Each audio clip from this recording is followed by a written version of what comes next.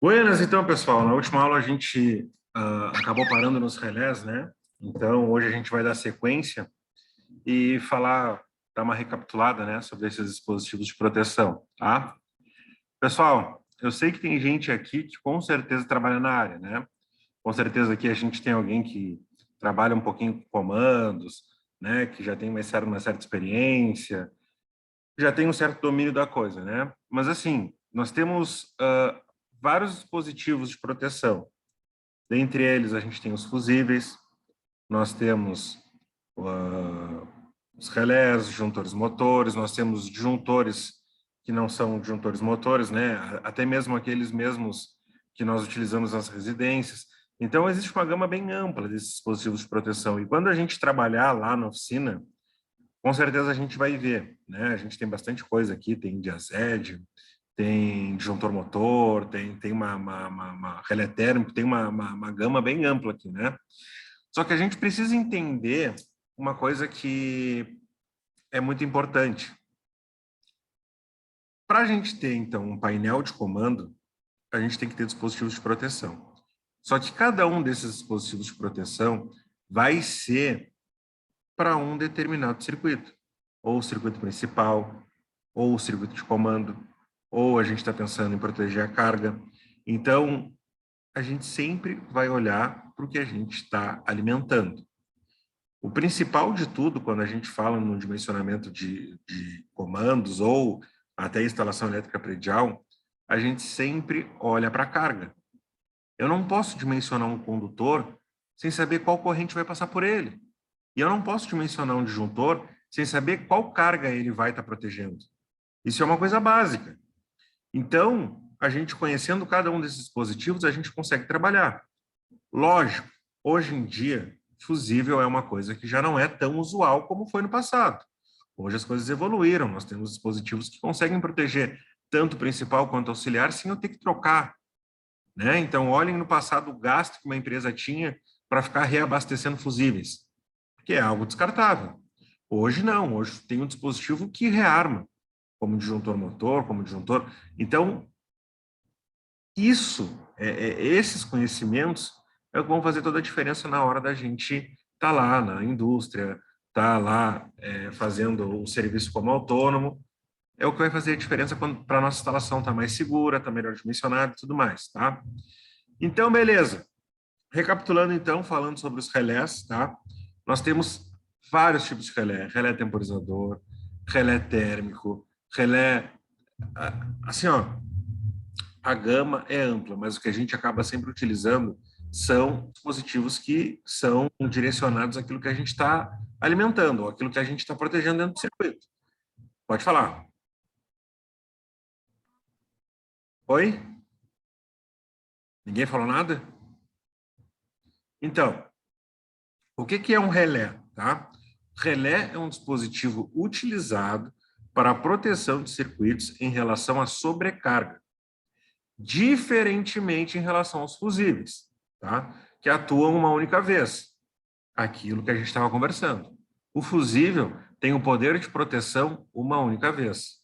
Depois que ele queimou, não tem o que fazer, ele precisa ser substituído. Já não é assim que acontece com o relé, tá? Ele vai sempre atuar, nesse caso aqui, para poder atuar dentro de uma sobrecarga. O que pode gerar uma sobrecarga? Quem me diz, quem consegue visualizar um exemplo de uma hora lá na indústria, lá no equipamento, que gerou uma sobrecarga? Alguém consegue imaginar o que gera isso?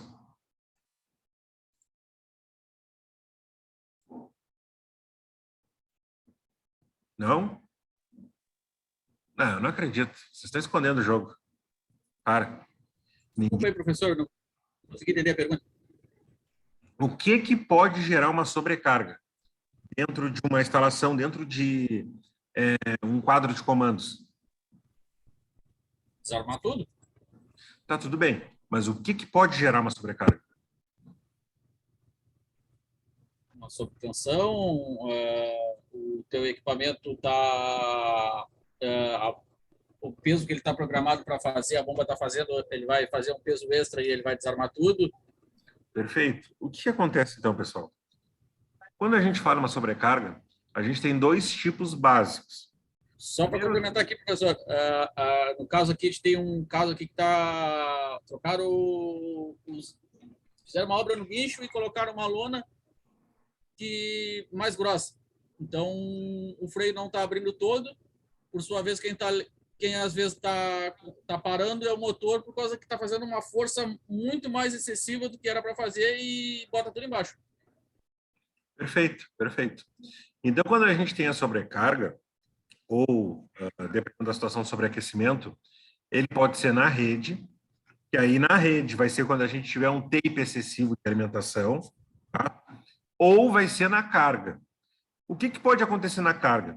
Primeiro, a gente pode ter um peso maior do que ele foi dimensionado, né? Ou pode ser exigida uma rotação maior, ou pode ter alguma obstrução. Quem trabalha em empresa de fertilizante aqui, nunca abriu uma escova lá e viu tapado na adubo, né? Isso, depois de um determinado tempo, pode acabar causando uma obstrução ou um sobreaquecimento. E isso vai acabar gerando uma sobrecarga. A minha esteira lá é para colocar 1 tonelada. Eu coloquei 1,1 tonelada, 1,2 tonelada, 1,5 tonelada. Opa, aí o motor vai acabar trabalhando mais, ele vai exigir que a rede acabe oferecendo uma potência maior. Isso tudo, tá, pode acabar elevando a temperatura e pode acabar, então, tendo o risco de danificar o equipamento, pode acabar danificando o circuito principal, o circuito auxiliar, a rede, pode ocasionar várias coisas, tá? Então, isso tem que estar muito bem entendido. O que é um sobreaquecimento, uma sobrecarga? O que é um curto-circuito? Vocês concordam comigo que um curto-circuito é diferente de uma sobrecarga? Concordam, não concordam? Sim, sim, com certeza. Todo mundo consegue perceber. O que tem uma velocidade maior de acontecimento? Um curto-circuito ou uma sobrecarga? O que vai exigir uma proteção mais imediata? Um curto-circuito? Exatamente. O curto-circuito, ele vai sempre exigir uma atuação mais rápida.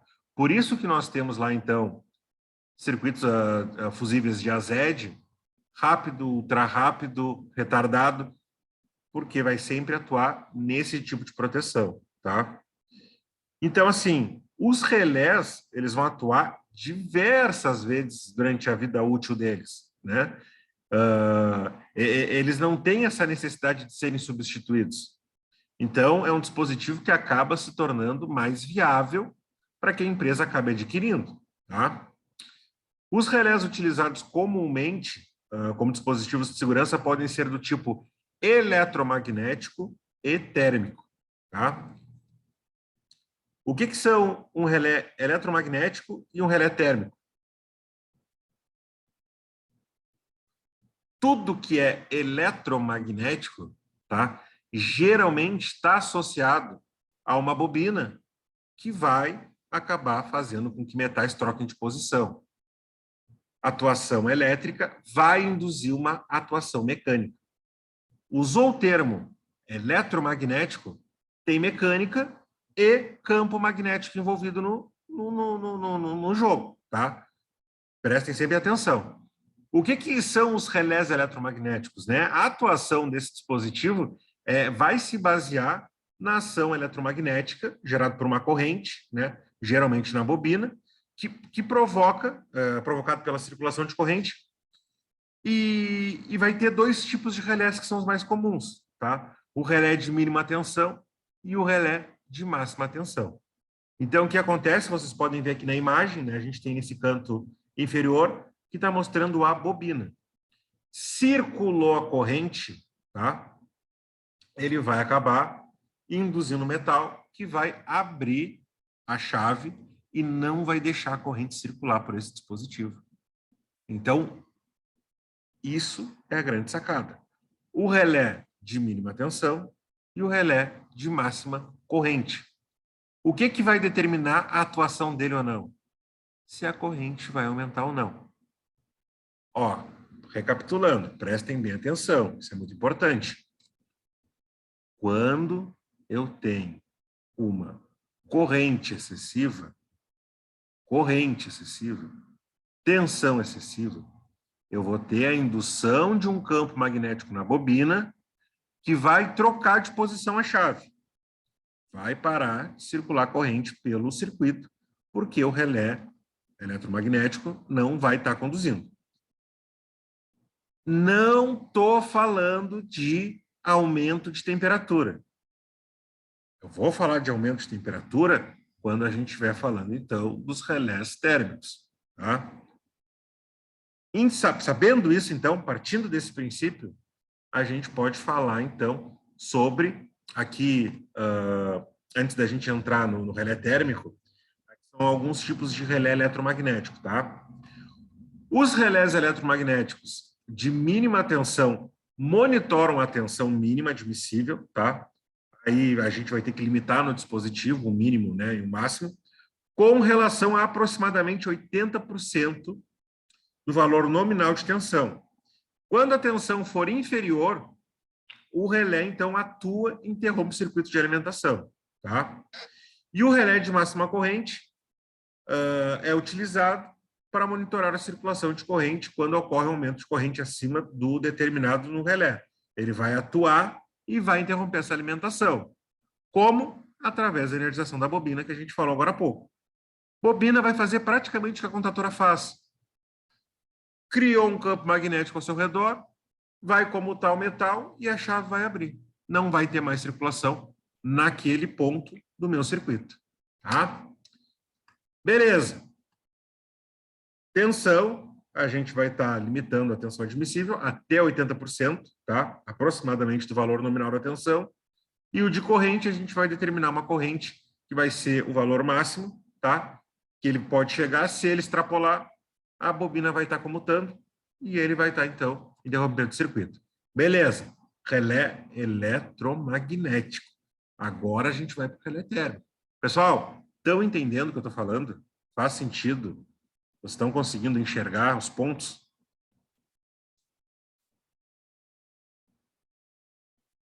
De boa? Sim, sim. Eles são bem específicos, né? Não tem muito Beleza. mistério. Beleza. Tá?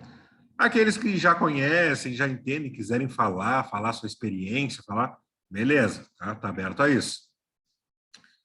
Bom, dando sequência então, tá? O relé térmico, ele é um dos relés mais clássicos que nós temos, tá?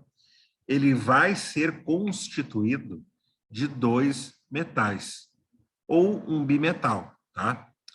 Cada um deles vai ter um coeficiente de dilatação diferente. Um deles pode ser chamado de metal frio e outro de metal quente. Ou a gente pode ter 2 metais de propriedades ferrosas diferentes, tá? Bom, dito isso, então, nós sabemos que os relés térmicos têm como princípio de atuação a deformação de um bimetal. O bimetal é formado de 2 lâminas de metais diferentes, normalmente níquel e ferro, cujo coeficiente de dilatação é diferente. E com o aumento da temperatura, provocado pelo aumento de circulação de corrente pelo bimetal, acaba que ele se deforma. Ele vai acabar mudando. Ou seja, a corrente que está vindo num sentido, quando o metal for deformado, não vai ter mais o acesso para poder atravessar ele. Então, ele vai acabar desarmando. Tá? O relé térmico, ele vai ser sempre para proteger o circuito de comando, o circuito de força, tá? E vai ser sempre para proteger a carga, tá? A gente está protegendo a contatora, a gente está protegendo o motor, a gente está protegendo tudo que está relacionado ao circuito de força, tá? Quando que a gente vai proteger o circuito auxiliar? Bom, aí a gente vai ter, então, o disjuntor motor. Aí a gente tem os outros dispositivos que vão proteger esse circuito, tá? Lógico, a gente entende que um circuito, em determinado momento, vai acabar se interligando, vai acabar protegendo outro circuito, né? Se eu tenho um sobreaquecimento no meu motor, causado por um aumento de carga ou algo do gênero, se pegar fogo, não importa se é circuito auxiliar ou se é circuito principal, vai pegar fogo no quadro inteiro, entende? Vai estourar, se o dispositivo de proteção não atuar, seja ele qual for, o resultado vai ser o mesmo. Só que nós trabalhamos com a eletricidade tem tempos diferentes e formas de atuação. Então, a gente sabe que a gente tem curto-circuito, aumento de temperatura, sobrecarga, a gente pode ter, em determinadas situações, um arco voltaico, a gente pode ter obstrução, a gente pode ter uma tensão de circulação máxima, mínima, corrente máxima, corrente mínima. Então, tem várias situações. Como a gente sabe que o tempo é precioso, né, na hora de prevenir um acidente, a gente atua com vários periféricos dimensionados para um tipo específico de situação de emergência. Tá? Tranquilos? Bom, aqui a gente tem, então, tá, um catálogozinho da WEG, e esse aqui é um relé térmico, tá? Eu não tenho certeza se é da WEG, agora eu não lembro, tá? Mas é um catálogo de um fabricante que tem aqui, então, um relé térmico que ele tem esses 3 metais voltados para cima, que eles vão ser conectados onde, então, pessoal?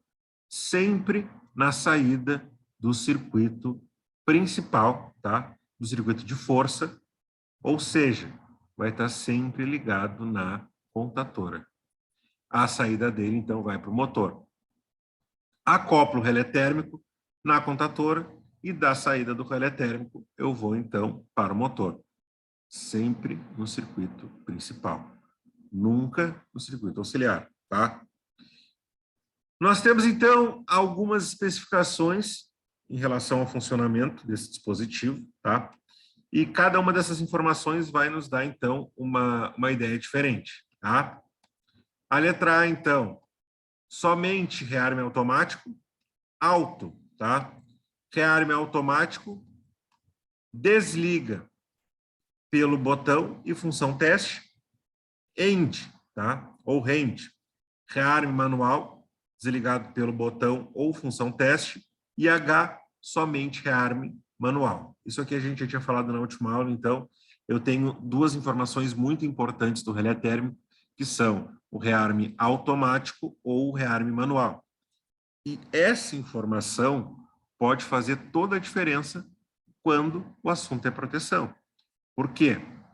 Se eu colocar um rearme automático em uma situação precária, onde o motor está toda hora dando problema e a carga toda hora acaba levando o quadro a desarmar, eu tenho que tomar muito cuidado. Eu tenho que conhecer a instalação que eu estou fazendo isso, eu tenho que conhecer o lugar. Porque se está desarmando toda hora, sinal que tem algum fator de risco. Então, muitas empresas optam pela política de sempre deixar no rearme manual.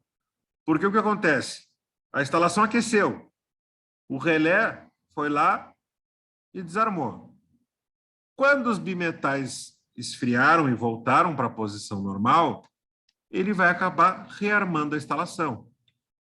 Aí tá, daqui a pouco trocou de turno, daqui a pouco o cara que foi lá e fez a instalação já não está no turno da noite, na noite daqui a pouco já tem menos pessoal, o troço vai lá de novo e tem um aquecimento muito maior.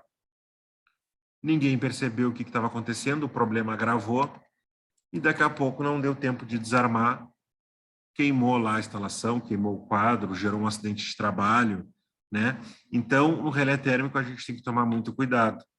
Sempre, na dúvida, optem pelo rearme manual, tá? Que aí deu tempo de um eletricista ir na área, foi lá, inspecionou o quadro, foi lá, olhou a carga, viu a esteira, o guindaste, o elevador, a bomba, seja lá o que for, olhou, beleza, tá ok, tá em situação para voltar ao trabalho, então eu vou lá e vou rearmar e tá ok. Diferentemente disso, pode acabar dando algum problema, tá? Professor, Pode eu falar. não sei se de repente eu acho que pode estar o relé térmico aqui pode estar no modo automático, porque hoje principalmente eu entrei, botei tudo, botei meu maquinário todo em cima e botei os 2 compressores no automático. Quando eu olhei para o quadro, um dos compressores deu-lhe sobrecarga, eu não dei muita bola, porque estava com outro. Aí segui fazendo a minha rotina, depois de uns 10 minutos eu olhei para o danado, ele tinha saído da sobrecarga e ele já tinha voltado a funcionar. Ele estava com sobrecarga, eu acho que deve ter dado algum pico de tensão, ele aqueceu, depois eu acho que ele se resfriou e ele entrou de novo. Não sei se pode ter sido o relé térmico, pode ter dado esfriado e ele está no automático e ele entrou de novo. Pode ser, pode ser. Dependendo da situação, muito provavelmente. O cara que foi lá dimensionou, colocou um rearme automático. Aí ele aqueceu, esfriou, os metais voltaram para a posição e ele tocou o baile, né? Isso daí é importante a gente ficar de olho, principalmente quando a gente tem esse tipo de dispositivo. Tu tem muito relé térmico lá? Ah, tem. Isso daí agora tu fica de olho lá, começa a olhar as especificações ali, vê em qual posição ele está. Geralmente a gente vai estar nessa posição alto aí, tá? Ou pode estar na letra A também. Geralmente assim, mas tem fabricante que inventa, né? Tem fabricante que colocou outra sigla lá. Que nem uma vez eu peguei um da Schneider, que aí era ST, né? Então, mas fica de olho aí que isso pode acontecer. Bom, com relação ao dimensionamento do relé, tá? Os relés devem ser dimensionados de forma que contenham em sua faixa de ajuste a corrente nominal que circula no trecho, tá? Então, antes da gente pensar em dimensionar o relé, a gente tem que ter, então, o valor da corrente nominal, tá? Também não devemos dimensionar o relé próximo ao limite superior de sua faixa, pois caso ocorra a necessidade do motor ser usado com um fator de serviço superior a 1, o relé irá suportar esse ajuste, tá? Então, a gente acaba sempre dando uma margem para a gente poder trabalhar e não ficar toda hora desarmando. Mas a gente não pode deixar esse ajuste muito próximo ao limite dessa faixa, tá? Porque se a gente tiver que trabalhar com fator de serviço acima de 1, o relé ele pode acabar suportando isso, e isso pode acabar que numa situação de risco, que ele deveria desarmar, ele acabar não desarmando, tá? A faixa de correntes dos relés devem ser, então, né, de acordo com essa equação. IR, corrente do relé, igual a 1,15 vezes IN, tá? Que a IN, no caso, vai ser sempre a nossa corrente nominal, tá? Aqui a gente tem um relé de sobrecarga, tá? O relé de sobrecarga, então, ele tem praticamente a mesma estrutura do relé térmico, tá? Ele é acoplado também lá na contatora, tá? E aqui ele tem alguns parâmetros. Indicador de estado de conexão, tampa protetora, né? Para poder ver o ajuste aqui do tempo. Seletor de serviço, desarme automático ou manual, os 2 botões. E pulsador de stop, tá? Para dar a partida de forma manual. Depois disso, a gente tem o relé temporizador, tá? Esse relé temporizador, então, ele é um relé muito utilizado quando a gente fala em partida estrela-triângulo, né?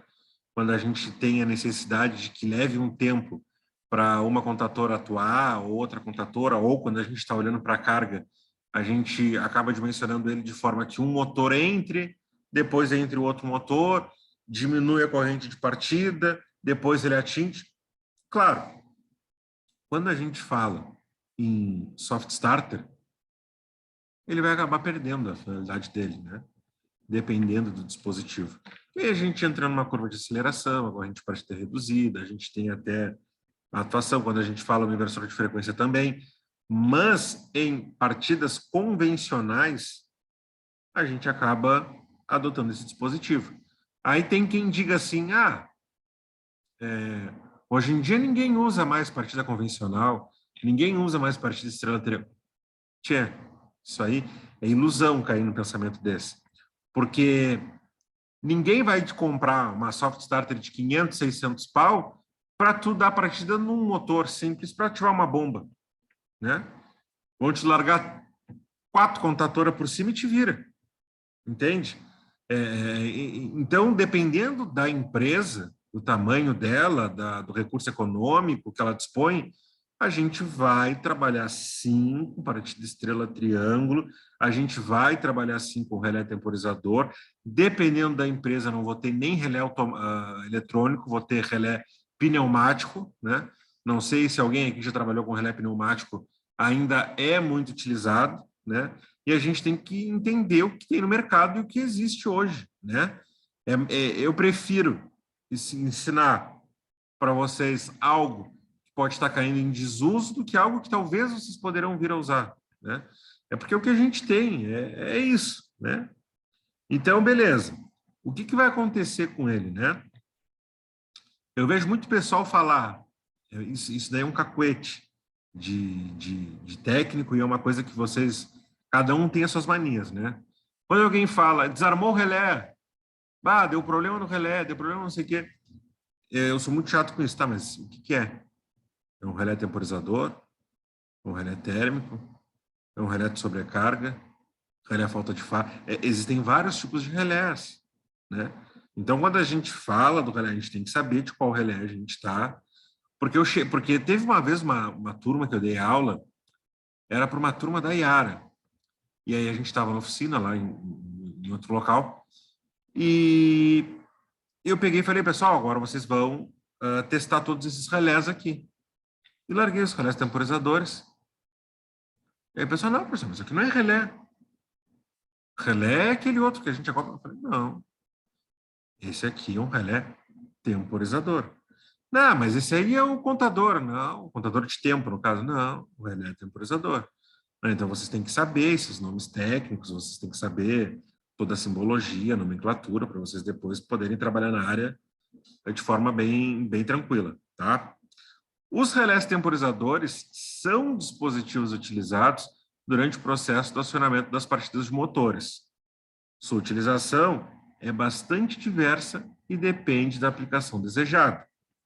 Os relés temporizadores mais utilizados são o de retardo da energização, RE, e o de retardo da desenergização, RD, estrela-triângulo e os relés cíclicos. Tá? O que o relé vai fazer?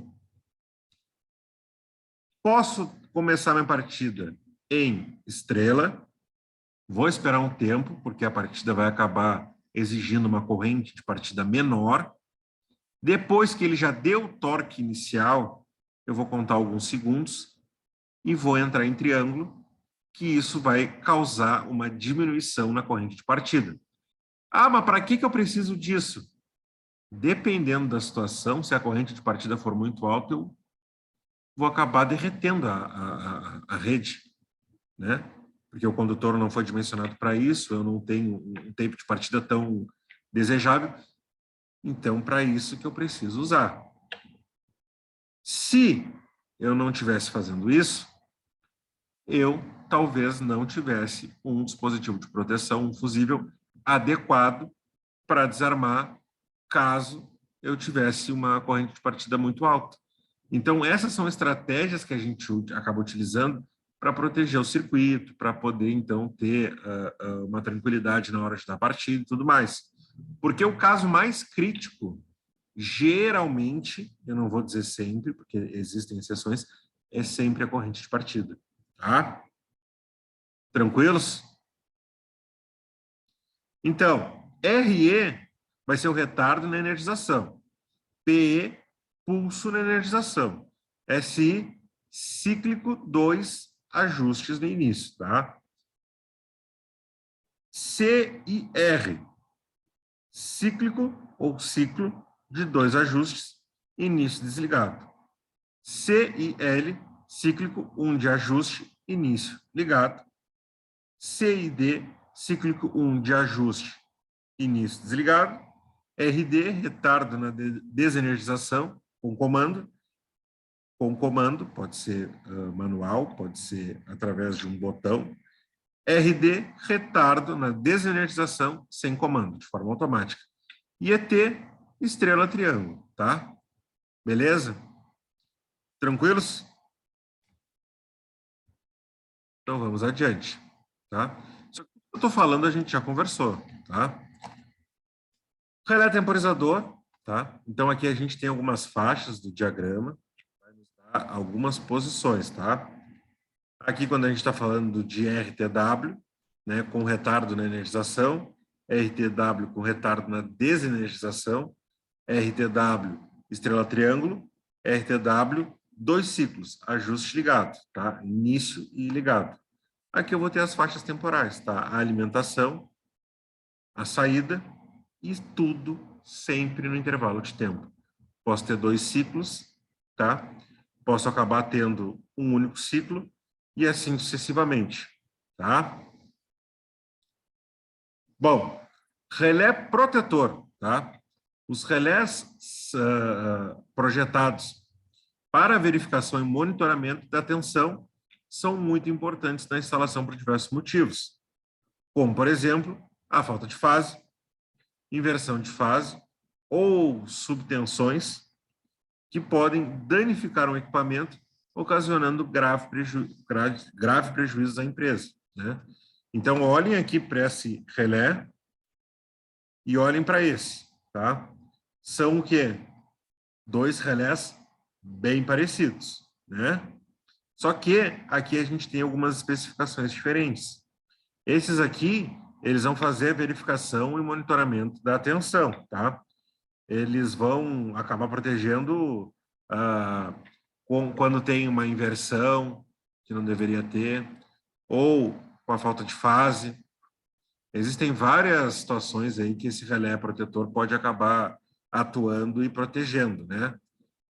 Aqui, pelas especificações, né, todas vão ser RPW e cada determinada saída vai acontecer uma coisa diferente. SF vai ser protetor de sequência de fase. FF, protetor falta de fase. RSF, protetor falta e sequência de fase. SS, protetor de sobretensão. PTC, protetor para monitoramento de temperatura do motor com sonda PTC, tá? Então, esse aqui vai atuar nessas situações. E aqui, então, a gente chegou, tá, no nosso, hoje em dia, mais utilizado, né, o top de linha, que é o disjuntor motor, tá? Bom, alguém aqui conhece o disjuntor motor?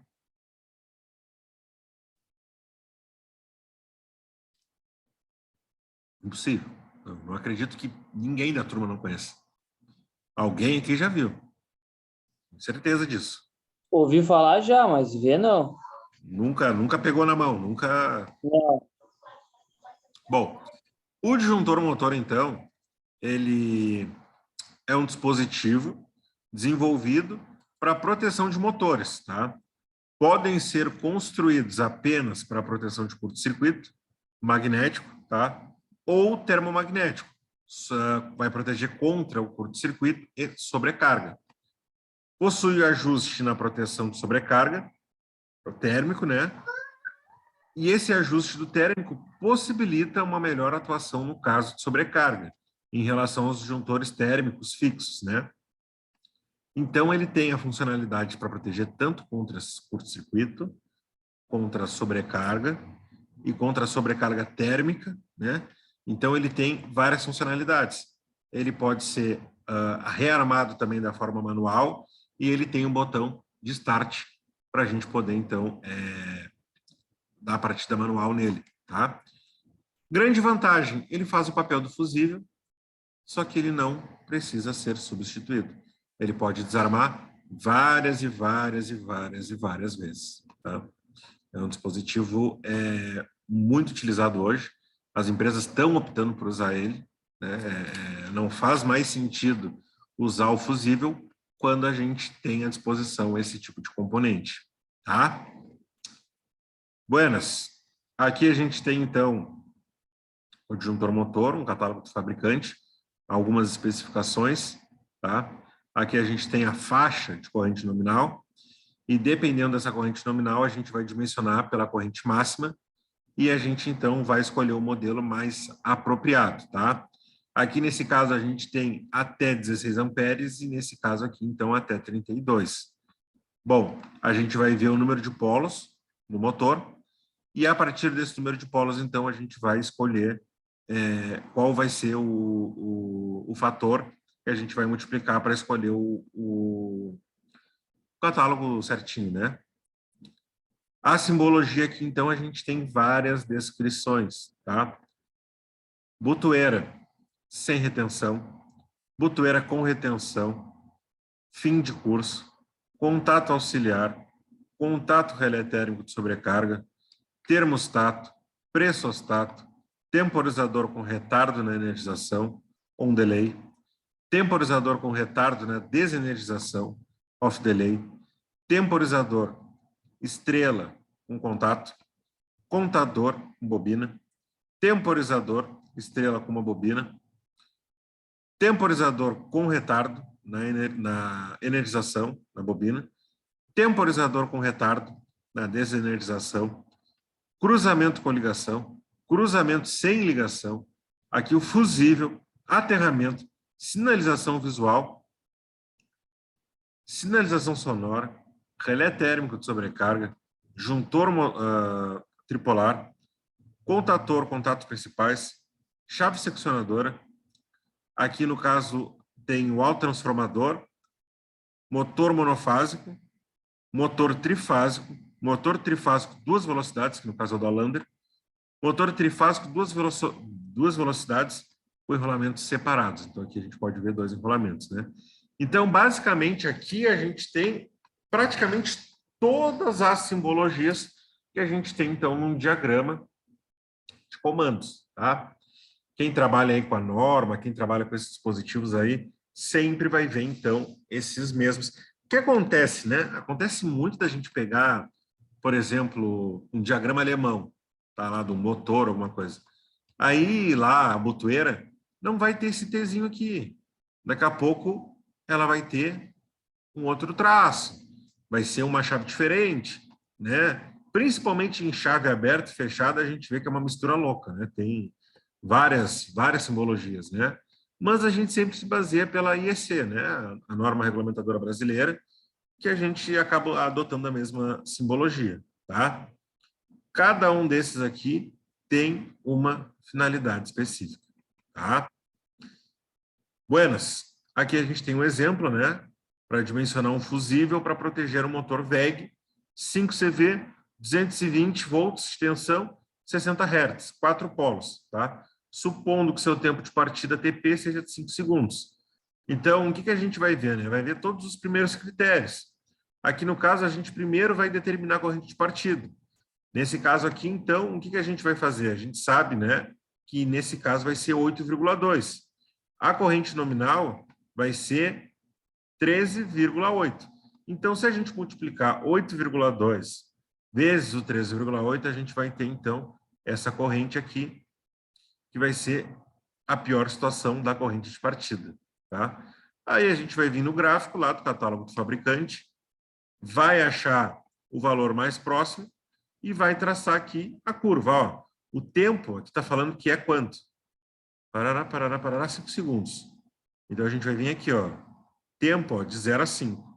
A gente vem aqui em 5 segundos e vai lá no mais próximo que a gente tem, do 113. Bom, cheguei a 100. Depois do 100, vai... Aqui está ruim a imagem. Eu acho que aqui é 100, aqui é 200, 220. A gente vai passar o 100 aqui. O mais próximo vai ser a corrente que está aqui, que eu não consigo enxergar. E a gente vai fazer sempre esse mesmo traçado, tá? E vai sempre adotar dessa mesma forma. Eu não quero entrar muito nisso aqui, porque eu vou dar uns exercícios para vocês fazerem. Que eu vou largar os catálogos e vocês vão procurar, tá? Aqui vai ser praticamente a mesma coisa, tanto para o relé térmico, tá? Tanto quanto para o disjuntor motor. A gente vai ter que sempre determinar a corrente de partida, porque sempre vai ser a pior situação, tá? Então, o torque inicial vai ser sempre responsável pelo dimensionamento do dispositivo de proteção que eu quero colocar naquele circuito. E buenas, eu tô louco para fazer isso aqui na prática com vocês. Eu quero ver vocês com a chave ali, tirando parafuso, colocando parafuso e botando motor e invertendo bobina. Aí isso aí vai ser bem legal. A gente tem aula até quarta-feira, tá? Tem hoje, né? Amanhã e quarta.